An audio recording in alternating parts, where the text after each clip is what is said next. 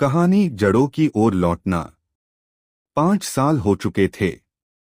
शहर की भागदौड़, आईटी की नौकरी का तनाव, दिन रात की मीटिंग्स और स्क्रीन के सामने थकी हुई आंखें। आरव अब थक चुका था। कभी जिस तकनीक से उसे प्यार था, अब वही बोझ लगने लगी थी। हर दिन एक जैसा बीतता, सुबह भीड़भाड़ वाली ट्रेन, दिन भर ऑफिस और रात को खालीपन। एक दिन खिड़की से बाहर देखते हुए उसे अपने गांव की याद आई। नारियल के पेड़ों की सरसराहट, बारिश की मिट्टी की खुशबू और दादी के रसोई से आती गुंजन।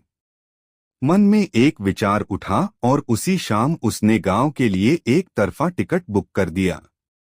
जब वह गांव पहुंचा तो सबसे पहले उसने वहां की खामोशी को महसूस किया। ये सन्नाटा खाली नहीं था, यह भरा हुआ था। चिड़ियों की चहचहाहट, दूर कहीं गाय के घंटी की आवाज और हवा की सरसराहट से।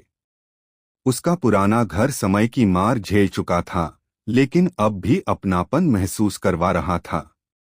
आरव ने खुद ही घर की सफाई शुरू की, दीवारों को रंगा, बागवानी की और एक कमरा छोटे से ऑफिस में बदल लिया जहां से वो फ्रीलांसिंग का थोड़ा काम कर सके। बाकी समय सिर्फ खुद के लिए था। अब उसकी सुबह मोबाइल अलार्म से नहीं, सूरज की किरणों से होती थी।